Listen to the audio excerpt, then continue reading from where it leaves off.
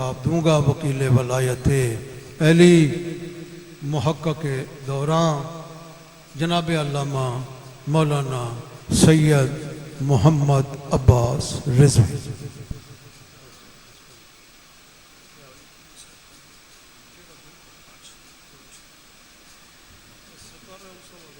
जी ठीक या बिस्मिल्लाहिर्रहमानिर्रहीम।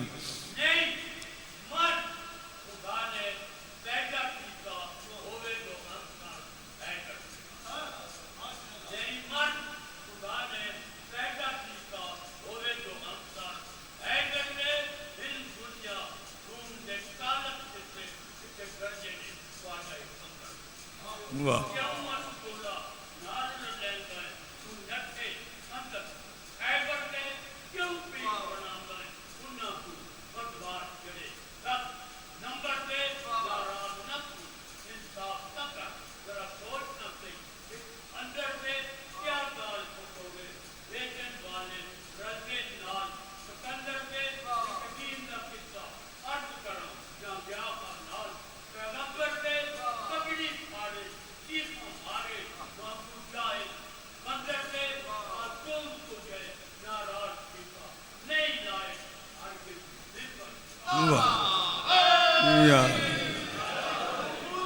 बिस्मिल्लाहिर्रहमानिर्रहीम। इलाही आज़ुमल बला व बरहल खफा वन कशफल गिता वन कतर रजा व ज़ाक़तिल अर्ज़ व मुनिअतिस समा व अंतल मुस्तआनु इलैकल मुश्तका व अलैकल मुअव्वलु फ़िश्शिद्दति वर्रख़ा। अल्लाहुम्मा सल्लि अला मुहम्मदिन व आलि मुहम्मदिन उलिल अम्रिल लज़ीना फ़रज़ता अलैना तआतुहुम वारफ़तना बिज़ालिका मंज़िलतुहुम फ़फ़र्रिज अन्ना बिहक़्क़िहिम फ़रजन आजिलन करीबन कलमहिल बशरिय्यु हुवा अक़रब या मुहम्मद या अली या मुहम्मद इक्फ़ियानि फ़इन्नकुमा काफ़ियान वंसुरानि फ़इन्नकुमा नासिरान या मौलाना या साहिबल अस्र वज़्ज़मान अलगौस अलगौस अलगौस अदरिकना अदरिकना अदरिकना अस्आत अस्आत अस्आ अल अजल अल अजल अल अजल बिरहमतिक या अरहमर राहिमीन बिहक़्क़ि मुहम्मदिन व आलिहि ताहिरीन। मुमकिना हद तक बुलंद सलावत।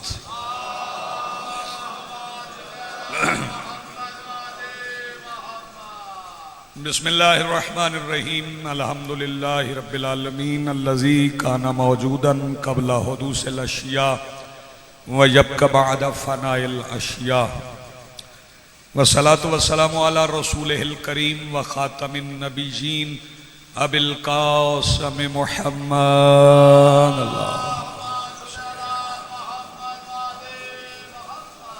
वस्सलातु वस्सलाम व तहियतु वल इकराम अला आलिहि तय्यबीन अत्ताहिरीन अल मासूमीन अल मुंतजबीन अल महदीजीन अल मज़लूमीन अल मासूमीन अल्लज़ीना अज़हबल्लाहु अन्हुमुर रिज्सा व तहहरहुम तत्हीरा।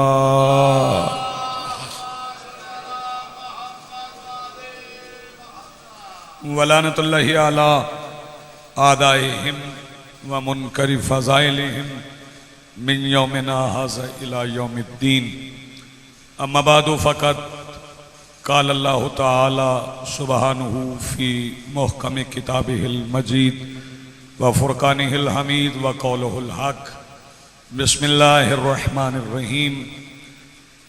वल्लाहु अख़रजकुम मिन बुतूनि उम्महातिकुम ला तअलमूना शैया। सलवात पढ़िए बुलंद आवाज़ से।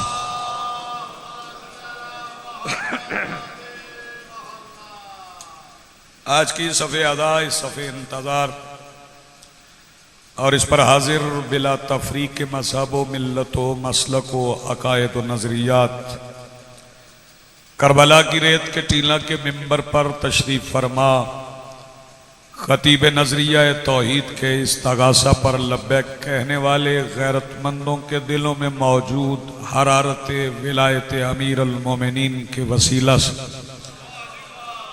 दरख्वास्त गुजार हूँ अपने उस वारस के हुजूर जो पर्दा-ए गैब में शाह सवार वादी नूर की हैसियत से मौजूद है। कि कायनात का व मुतलिकुल अनान मुदब्बिरुल उमूर अपने रुख से हिजाब गैबत हटाए और काबा की छत से अपने पहले ही खुतबे में कायनात को समझाए कि अली कल भी वाजिब था, अली आज भी वाजिब है।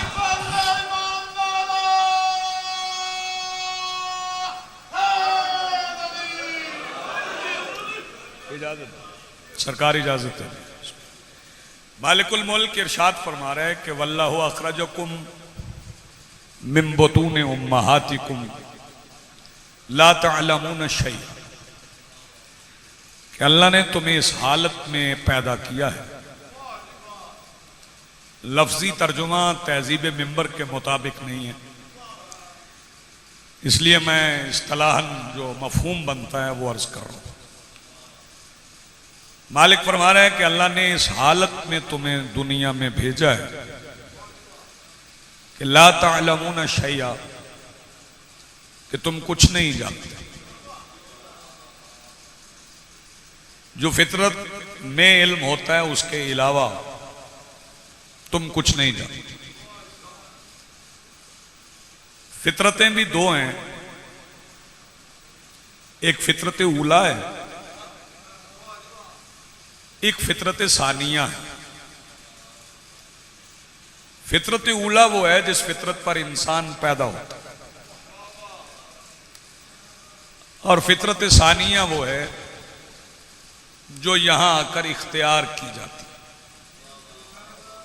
उसे सानवी फितरत कहते हैं, फितरत सानिया भी कहते हैं, फितरत इख्तियारी भी कहते हैं। और जो फितरत उला है ये वो फितरत है जिस पर अल्लाह पैदा करता है, और उसके बारे में वाज़े कर दिया कि कुल्लु मौलूदिन यूलदु अला फितरतिल इस्लाम, हम हर मौलूद को इस्लाम की फितरत पर पैदा करते हैं। यानी अल्लाह रब्बुल इज़्ज़त ने किसी को काफिर पैदा नहीं किया। आए बगैर इल्म के हैं लेकिन किसी को काफिर पैदा नहीं किया। इसका मतलब है बगैर इल्म के भी लोग इस्लाम पर होते हैं, मुतवज्जे हैं। फितरत उला में इल्म नहीं है, लेकिन बगैर इल्म के इंसान इस्लाम पर है। और अगर उसकी फितरत सानिया भी इस्लाम हो तो फिर दो तहारतें उसे नसीब होती हैं, एक तहारत ज़ाहिरी और एक तहारत बातनी। बातनी तहारत का नाम इस्लाम है, जाहिरी तहारत का नाम इस्लाम नहीं है। वरना गुस्ल करके लश्कर यजीद भी आया था। अगर आप मुतवज्जे हैं तो मैं बड़ी आसान सी बात कह गया। फुरात का पानी उन्हें गुस्ल करने के लिए मुयस्सर था, जबकि असहाबुल यमीन के लिए 7 दिन पानी मुयस्सर नहीं था, उनका तयम्मुम पर गुजारा था। इसका मतलब है कि तहारत बातनी हो तो फिर तयम्मुम भी पाक रखता है, और अगर बातिन पाक ना हो तो फिर गुस्ल भी पाक नहीं कर सकता।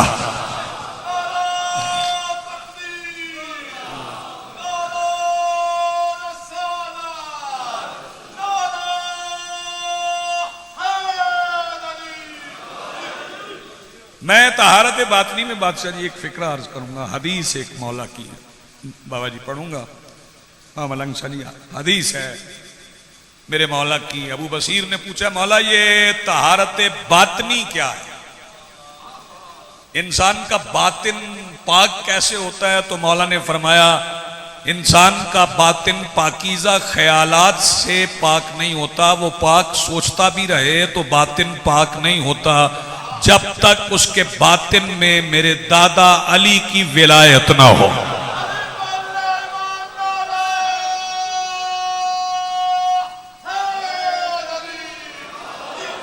लेकिन बात फिर वहीं पे है कि जब इंसान आता है तो कुछ नहीं जानता, और फिर उसके बाद मालिक फरमाता है, वमा ऊती तुम मिनल इल्म इल्ला कलीला, और हमने तुम्हें इल्म नहीं दिया मगर थोड़ा सा इल्म दिया।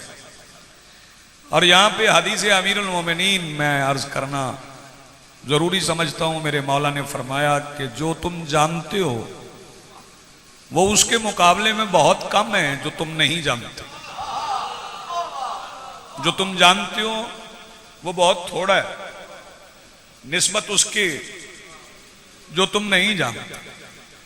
इसका मतलब है कि जो बंदे फिक पढ़े हुए हैं वो फिक के आलिम कहलवा सकते। जो तारीख पढ़े हुए हैं वो तारीख के आलिम कहलवा सकते। जो जोग्राफिया पढ़े हुए हैं वो जोग्राफिया के आलिम कहलवा सकते हैं। जो केमिस्ट्री पढ़े हैं वो केमिस्ट्री के आलिम कहलवा सकते हैं।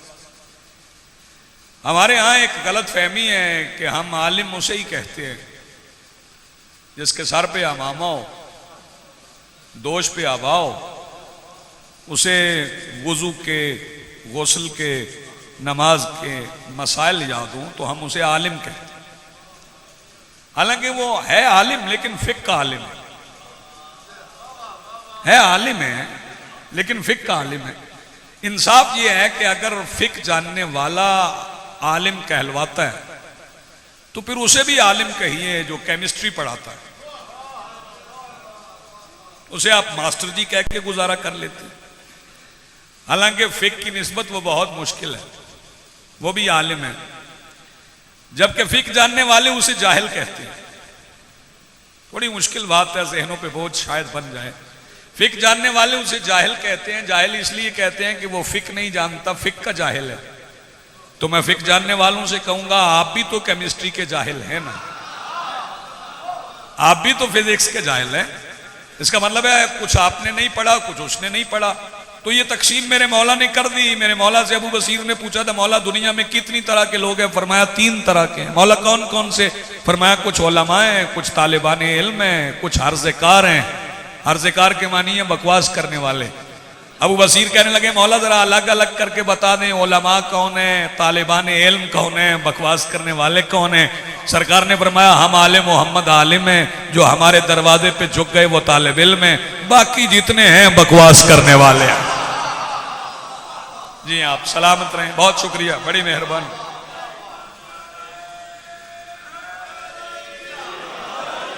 इसका मतलब है मैं एक इस्तदलाल मैंने कायम करना है और फिर उसके बाद 2-4 बातें आपकी खिदमत आलिया में अर्ज करते हैं। चूंकि मालिक ने फरमाया कि वल्लाहु अखरजकुम मिन बुतूनि उम्महातिकुम ला तअलमूना शैया, हमने तुम्हें इस तरह दुनिया में भेजा कि तुम कुछ नहीं जानते। इसका मतलब है जो दुनिया में आते ही कुरान पढ़ने लगे, फिर उसके घर में उसके आने के तरीके की तलाशी लेना शराफत नहीं। मैं आपने गौर नहीं फरमाया, उसके आने की तरीके की तलाशी लेना शराफत नहीं है। ये जो अल्फाज बंदे इस्तेमाल कर रहे हैं, नजूल, इमाम का नजूल होता है, उनसे कहूंगा कि आप अपनी अकीदत की वजह से कह रहे हैं। कोई नजूल इतनी बड़ी लफ्ज नहीं है। नाजिल तो बाबा जी पानी भी होता है, बारिश भी होती है, और नजूल का ताल्लुक तो हर बंदे से। आपका जिस्म यहां तख्लीक होता है, रूह आपकी भी नाजिल होती है। आपने गौर नहीं फरमाया, जिस्म यहां तख्लीक हो रहा है, रूह आपकी भी नाजिल हो रही है। और बात रही ज़हूर की, तो ज़हूर तो आपका भी होता है। पहले आप खुफिया होते हैं, फिर जाहिर हो जाते हैं, तो ज़हूर तो आपका भी होता है। तीसरी लफ्ज़ है विलादत की। विलादत की लफ्ज़ जनाबी ईसा के लिए इस्तेमाल हुई है। अल्लाह रब्बुल इज़्ज़त ने पूरे कुरान में कहीं मुस्तफ़ा के आने का और विलादत का तज़किरा नहीं किया, क्योंकि मुस्तफ़ा का आना और मुस्तफ़ा जैसों का आना इंसानी शऊर से बाला था, इसलिए कुरान में इसका जिक्र नहीं है। ये शऊर से बाला है। अच्छा, कुछ चीज़ें ऐसी हैं, आपकी खामोशी भी बाज़ औक़ात मुझे हौसला देगी, वो मुझे ये इंटीमेट करेगी कि आप मुतवज्जे हैं, इसका इशारा मिलेगा। बाज़ चीज़ें ऐसी हैं जो आपके शऊर से वाला है, आप उन्हें नहीं समझ सकते। ऐसा है कि नहीं? आप उन्हें नहीं समझ सकते, कोशिश भी करें तो नहीं समझ सकते। तवज्जो फरमाइए, बिजली को आप छू के चेक कर सकते हैं। इलेक्ट्रिसिटी को हाथ से छू के अगर आप ऐसी हरकत करेंगे तो फिर हरकत नहीं करेंगे, फिर आप मुतहर्रक नहीं रहेंगे। उसके लिए कोई टेस्टर है, टेस्टर के मानिए चेक करने वाला, वो टेस्टर है उसके लिए। उस टेस्टर के जरिए आप टेस्ट करेंगे कि करंट है कि नहीं। जैसे हमारे पास हम हाथ लगा के चेक नहीं करते, रंग देख के चेक नहीं करते, जिस्म देख के चेक नहीं करते, हमारे पास टेस्टर है। हम अलीयुन वलीउल्लाह कहते हैं। ये मैं आपको बेदार करने के लिए कहा, मुझे मालूम था आप ऐसे ही बेदार होंगे। हमारे पास टेस्टर है, हम चेक कर लेते हैं। हर चीज को आप छू के मालूम नहीं कर सकते, हर चीज का आपको इल्म नहीं है। और फिर साइंस ने भी तस्लीम किया है कि कुछ चीजें माबादु तिब्बियात हैं। उन्हें वैसे मेटाफिजिक्स कहते हैं, वो तिब्बियात से बाला है, जो उनकी समझ में नहीं आती वो उन्हें माफाउक तिब्बियात या माबादु तिब्बियात कहते हैं। मसलन इंडिया तो चांद पे चला गया, वो तो चांद देखा है, तवज्जो फरमा रहे हैं। अब पता नहीं वो कौन सा चांद देखा है, क्योंकि मेरे मौला के एक खुतबे में ये इशारा मौजूद है कि जमीन के कई चांद हैं। इस पे भी गौर फरमाइएगा, जमीन के निज़ाम शमसी में कई चांद हैं, पता नहीं कौन से चांद पे उतरे हैं, और पाकिस्तान वाले पता नहीं कौन सा चांद चढ़ा देंगे। तवज्जो फरमाइएगा जरा, मैं उर्दू को भी इस्तेमाल करता हूं।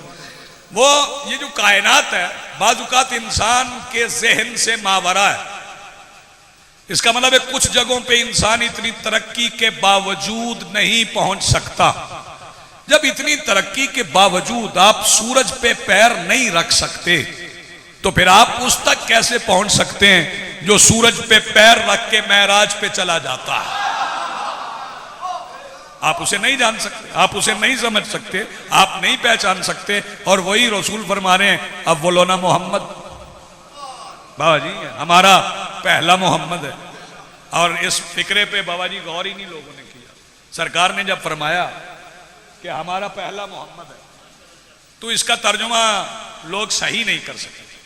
सरकार ने यह नहीं फरमाया मैं पहला मोहम्मद, फरमाया अब बोलो ना मोहम्मद, जो हमारा पहला है। और मुझे नहीं मालूम ये पहला अबू तालिब है, ये पहले अब्दुल मुत्तलिब है, ये पहले सरकार हाशिम है। अब बोलो ना मोहम्मद, जो हमारा पहला है वो मोहम्मद है। अच्छा, दो आप इसमें तलाश नहीं कर सकते, अव्वलो ना मोहम्मद, आखिरो ना मोहम्मद, औसतो ना मोहम्मद, कुल्लो ना मोहम्मद। अब तीन एंटिटीज इसमें ऐसी हैं जिनका तयन आप नहीं कर सकते, कुल का, औसत का और अव्वल का। ना आपको अव्वल का पता है, ना आपको औसत का पता है, ना कुल का पता है। कुल का भी नहीं पता। वो एक आपने एक चीज बना ली 14, वो 14 बना दिया आपने कि 14 है। अच्छा, मुझे मेरा कोई ज्यादा मुताला नहीं है, लेकिन 40 साल का है। 40 साल के मुताले में मुझे मासूम की हदीस में 14 का अदद नहीं मिला। मौला ने कहीं नहीं फरमाया कि हम 14 हैं। अगर 14 हैं, पता नहीं आप कैसे फिक्रा सुनेंगे, अगर ये 14 ही मासूम होते तो फिर याद रखना मासूम की मौजूदगी में मासूम ही बोला करते हैं। गैर मासूम को खुतबे पढ़ने की इजाजत नहीं होती, सवाल करने की इजाजत होती है। फिर याद रखिएगा, अगर 14 ही मासूम है तो फिर 8 ज़िलहज को हुसैन की मौजूदगी में काबा की छत पे अब्बास खुतबा क्यों पढ़ रहे थे?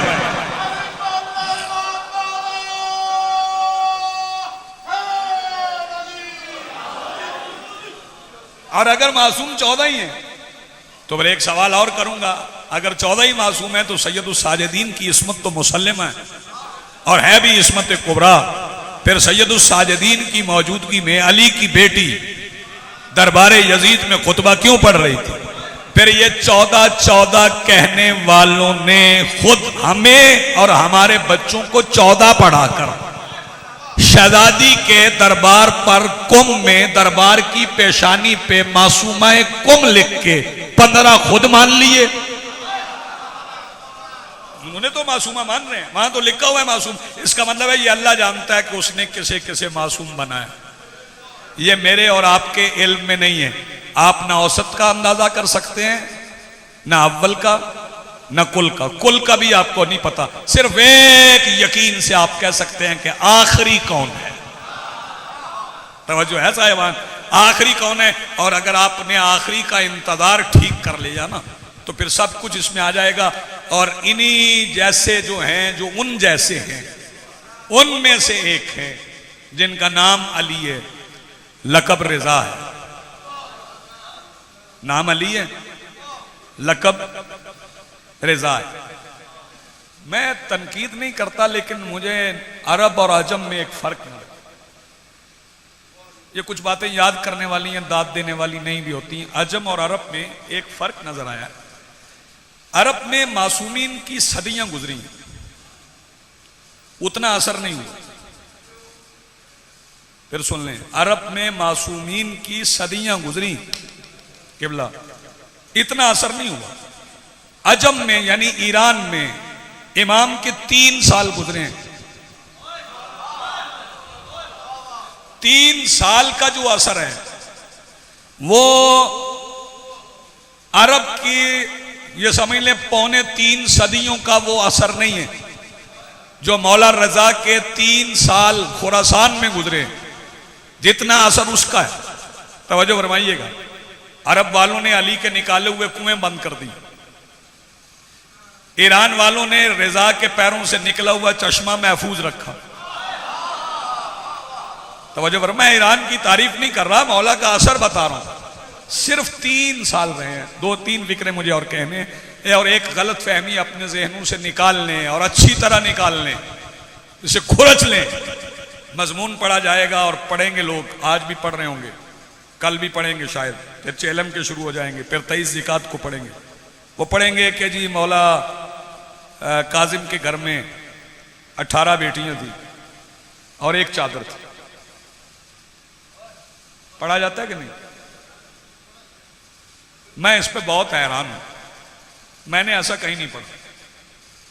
मैंने जो पढ़ा मैं वो बता देता हूं कि मौला रजा सरकार काजिम की कैद के दौरान हर रोज मस्जिद नबवी और मोहल्ला बनु हाशिम के दरमियान एक तवील दस्तरखान सजाते थे, जोहरैन से लेके मगरिबैन तक, और मुसाफिरों से कहते थे यहां खाना खा के जाना, ये मूसा का बांटा हुआ खाना है। तो जिस घर में इतना तवील दस्तरखान है, उस घर में चादर एक। और फिर जब शहजादी कुम तशरीफ ले गई, सैयदा जब कुम गई, तो उस काफिले को देख ले, उसमें 200 से ज्यादा तो गुलाम है।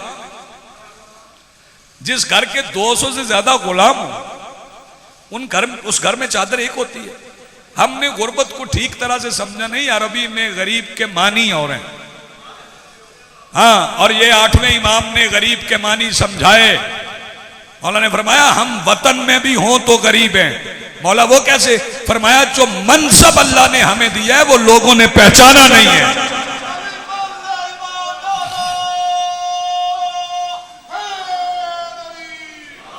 या अच्छा सुन रहे आप? मैं मुतमईन हूं आपके सुनने से। लेकिन मौला रजा का जो सफर है, मौला नीशापुर से होते हुए, नीशापुर में जब मौला पहुंचे हैं, तो सारा नीशापुर नहीं पड़ता, वक्त इतना नहीं है। नीशापुर पहुंचे हैं तो लोगों ने शिकवा किया था, मौला यहां पानी नहीं मिलता।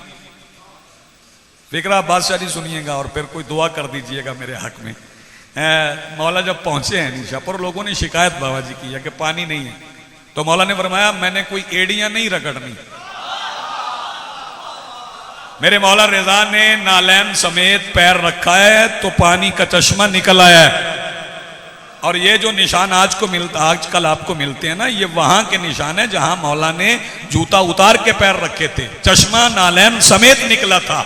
ये फर्क है नबुव्वत में और इमामत में। वहां नबुव्वत थी इस्माइल की, जिसे एड़ियां रगड़ना पड़ी थी। नबुव्वत एड़ियां रगड़े तो पानी निकलता है, इमामत इशारा करे तो निकल आता है। यह नबुव्वत और इमामत में फर्क है। मौला फिर तशरीफ ले आए हैं, खुरासान रहे हैं। खुरासान में कहत पड़ा है मौला के आने के बाद, बड़ा शदीद कहत। जब शदीद कहत पड़ा तो फिर लोग आए मामून के पास और कहने लगे कि अफलास का वो आलम है, खाने को कुछ नहीं मिलता। वो अपनी माँ के पास गया और माँ से जाके कहने लगा ये कहत का इलाज क्या करें, गंदम के जखीरे खत्म हो रहे हैं। तो माँ ने कहा तुम क्यों परेशान है, तुम्हें नहीं पता उनका बेटा यहाँ पे मौजूद है जिन्हें अबू तालिब हाथों में उठा के बुलंद करते थे तो आसमान से पानी बरसता था। जरा तवज्जो फरमाइएगा। आया फिर मौला रिजा के पास और आके मौला से कहने लगा मौला दुआ करें, नमाज इस्तिस्का पढ़ाएं ताकि आसमान से पानी बरसे। मौला ने फरमाया तूने नमाज इस्तिस्का का कहा तो हम पढ़ा देते हैं ताकि दुनिया को पता चल जाए कि बारिश ना हो तो बारिश मांगी कैसे जाती है, वरना तू नमाज का कहे बगैर अभी बारिश मांग लेता, हम अभी बरसा देते। लेकिन अब तूने कहा है तो चलो मैदान में चलो। मैदान में सफ़े बन गई, मौला तशरीफ ले आए। मौला ने नमाज इस्तिस्का पढ़ाई, नमाज इस्तिस्का तमाम हुई तो वहां दुआ उल्टे हाथों से मांगी जाती है। दुआ मांगने के लिए हाथ बुलंद हुए, इधर हाथ बुलंद हुए, उधर मगरब की तरफ से एक घटा उठी, ईरान के लोग उठ के चलने लगे। मौला ने फरमाया नहीं ये तुम्हारे हिस्से का नहीं है, ये मशरक बईद में बरसेगा। फिर दूसरा बादल उठा, मौला ने फरमाया ये भी तुम्हारे हिस्से का नहीं है, ये उन लोगों की सरजमीन पे बरसेगा जिनके रंग पीले हैं। फिर तीसरा बादल उठा, मौला ने फरमाया ये भी तुम्हारे लिए नहीं है, ये उन मुल्कों में जाके बरसेगा जहां काले लोग रहते हैं। फिर चौथा बादल उठा, मौला ने फरमाया ये भी तुम्हारे हिस्से का नहीं है, ये हिंद में बरसेगा। फिर पांचवा बादल उठा, मौला ने फरमाया ये भी तुम्हारे हिस्से का नहीं है, ये रोम में जाके बरसेगा। जब सातवीं घटा उठी तब मौला ने फरमाया अब आराम से अपने घरों को जाओ, मैंने बादल को पाबंद कर दिया है कि अगर तुम्हारे किसी कतरे से किसी शिया का लिबास गीला हो गया तो फिर हम कयामत तक बरसने की इजाजत नहीं देंगे। फिर वो सातवां बादल बरसा, इतना बरसा है कि फिर अनाज ही अनाज हुआ। आखिरी फिक्रा ये फजीलत का, इतना अनाज हुआ कि हर तरफ से एक ही आवाज आती थी, अली ने रिज्क दिया। नाम मेरे मौला का अली है ना, वही आवाज आने लगी ईरान में जिससे आजकल लोगों को तकलीफ होती है। अली ने रिज्क दिया, अली ने रिज्क दिया, अली ने रिज्क दिया। और बात इतनी मशहूर हो गई कि हाजिब ने मामून से कहा हुकूमत तेरी है, जिक्र अली रजा का है। तो उसने कहा क्या करूं? उसने कहा तू दरबार सजा, लोगों को बिठा, मैं तकरीर करूंगा, लोगों के दिलों से उनका रोब उतर जाएगा, कोई उनके फजाइल पड़ेगा नहीं। दरबार सज गया, मशीर, वजीर, सफीर सारे बैठ गए और पाबंदी लग गई, पहले जब वो आते हैं तो पर्दा उठाया जाता है। कहने लगा आज जब वो आएंगे ना तो कोई पर्दा नहीं हटाए और कोई उठेगा भी नहीं, खुद आए दरबार में, फिर हाजिब तकरीर करेगा। मौला चले, अब असलत साथ था, मौला चले, कोई पर्दा हटाने के लिए नहीं आया। अब असलत कहने लगे मौला मैं पर्दा हटाऊं? मौला ने फरमाया नहीं, जिसको बचाने के लिए जा रहा हूं ना वो हटाएगा। इधर मौला दरबार के दरवाजे के करीब आए, हवा का झोंका आया, पर्दा हट गया। पाबंदी थी कि कोई बंदा मौला के इस्तकबाल के लिए नहीं उठेगा। मैं पाक मिंबर पे खड़ा हूं, इधर मूसा काजिम के बेटे ने पहला कदम दरबार के अंदर रखा कि मौला रजा के चेहरे पे मौजूद अल्लाह के वकार ने हर बेज़मीर को गिरेबान से पकड़ के खड़ा कर दिया। सारा दरबार खड़ा हो गया, इमाम तख्त पे बैठे, मैं समेट लूं बात को, बात बहुत लंबी है। मौला मिंबर पे तशरीफ फरमा हुए कि हाजिब खड़ा हुआ और कहने लगा आप खुद को मौजूद नुमा समझते? मौला ने फरमाया समझते नहीं है, हम हैं। कहने लगा अगर आप हैं तो फिर कोई मौजज़ा दिखाएं। मौला ने फरमाया मौजज़ा हम अपनी मर्जी से नहीं दिखाएंगे, तुम बताओ क्या दिखाएं? कहने लगा मौजज़ा दिखाएं कहीं से कोई दरिंदा है आके मुझे खा जाए। मौला ने फरमाया कहीं से क्यों आएगा, यहीं से आएगा। बस आप बोल पड़े, हाजिरी हो गई। कहीं से क्यों आएगा, यहीं से आएगा। मौला का यहीं से कहना था कि दरबारियों ने एक दूसरे के चेहरे देखे कि ये हम में से दरिंदा कौन है। जो मौला फरमा रहे हैं यहीं से आएगा। दरबारियों ने एक दूसरे की तरफ देखा, मौला ने अपने पुष्ट पे दीवार पे लगे हुए कालीन पे सुई के धागे से निकली हुई शेर की तस्वीर को देखा। शेर चला, मौला ने तस्वीर को देखा तो शेर चला और मौला ने शेर से कहा अय्युहल असद फखुज़ हाज़ा रजुल, ऐ शेर इस आदमी को खा जा। तवज्जो फरमाइएगा। और फिक्रा मैं कह रहा हूं जो बंदे अभी तक नहीं बोल सके वो बोल पड़े।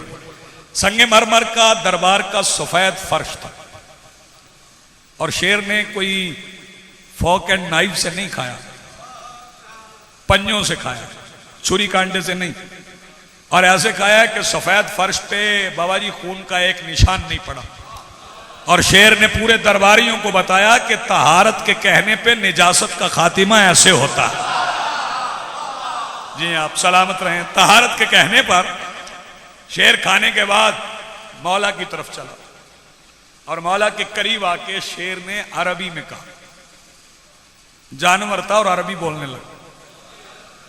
इसका मतलब है कि मौला की मोहब्बत हकीकी तौर पे दिल में हो तो अरबी जानवरों को भी आ जाती है, जानवर बोलने लगते हैं। शेर ने अरबी में कहा, मौला वो जो मैंने खाया वो तो आपका हुक्म था, आपका असली दुश्मन तो आपके पहलू में बैठा। यह सुनना था कि मामून बेहोश हो गए। मौला ने शेर से कहा, अय्युहल असद इरजे इला असलिक, अपनी असल पे पलट जा। शेर फिर तस्वीर बन गया। मामून को होश आया तो देखने लगा, कहने लगा जी शेर। मौला ने फरमाया वो तस्वीर देख, आखिरी फिक्र है। कहने लगा पहले तस्वीर, फिर शेर, फिर तस्वीर। मौला ने फरमाया अब तो हमें पहचान, हम जब चाहें ला शय को शय कर दे। नहीं आप सलामत रहें। और जब चाहे ला शय को शय कर दे। 17 सफर चेहलम के तौर पे भी लोग मनाते हैं, लेकिन आज की तारीख 23 ज़िकात के अलावा मौला रिजा की शहादत की तारीख।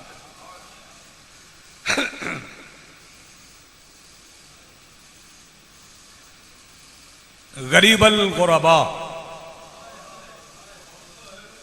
मेरे मौला का लक़ब। 19 भाई हैं, 18 बहनें हैं।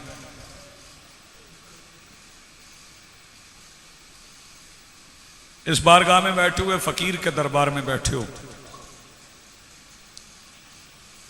यहां से अज़ादारी नहीं सीखोगे तो कहां से सीखोगे?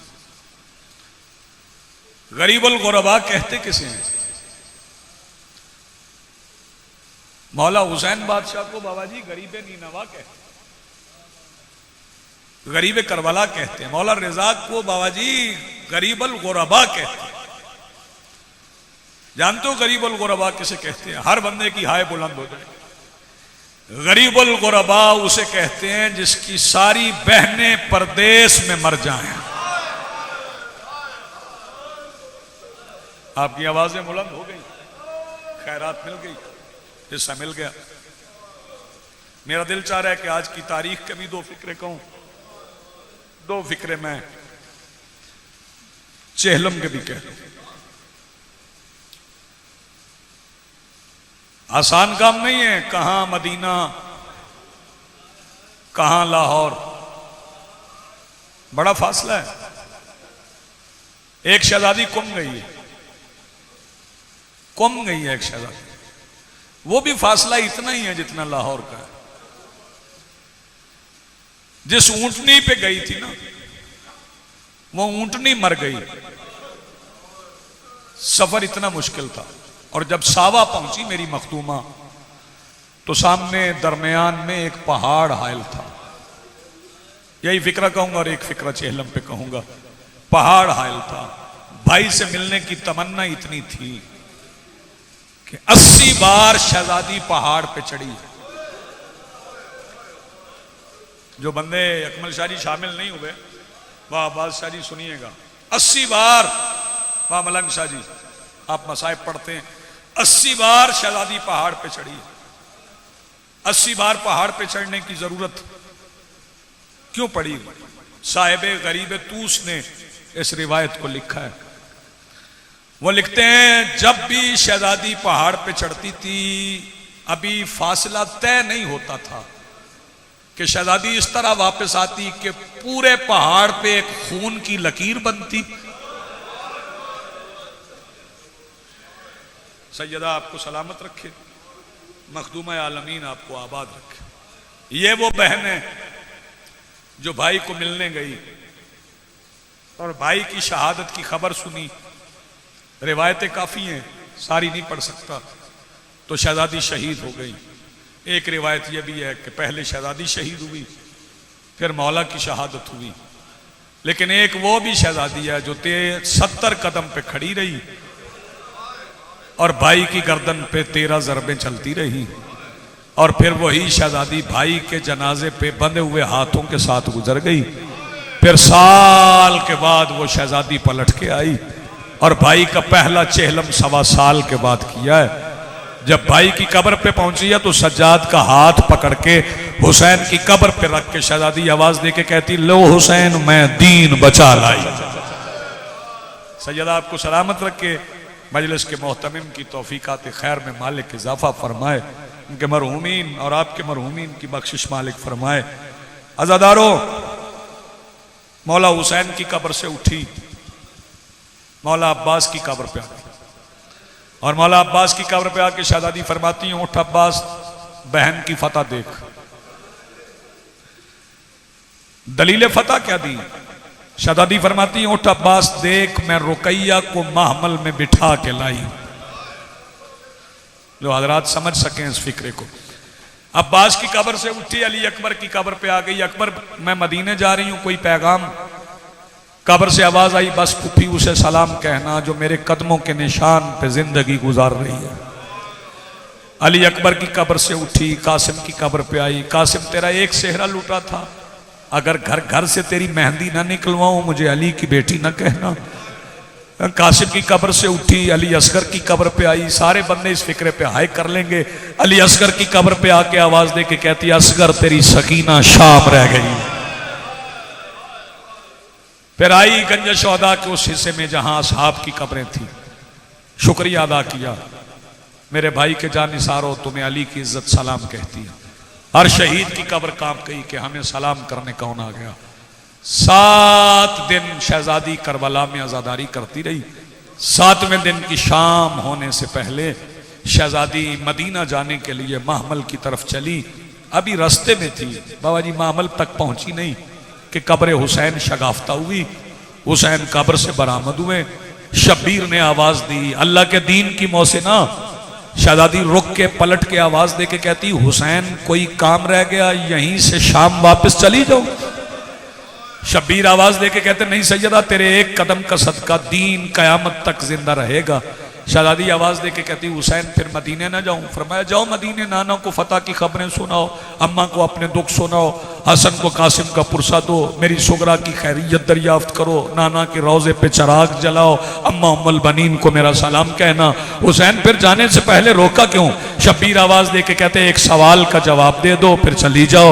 जी हुसैन, कौन सा सवाल? फरमाया, मेरी कब्र पे आई हो, अब्बास से मिली हो, अकबर से मिली हो, अकबर का मातम किया है, कासिम की कब्र पे गई हो, असगर का पुरसा किया है, मेरे एक एक सहाबी का शुक्रिया अदा किया है, सिर्फ ये बता दो सारी कब्रों पे किसकी मर्जी से गई हो? शहजादी फरमाती, हुसैन अपनी मर्जी से गई हो।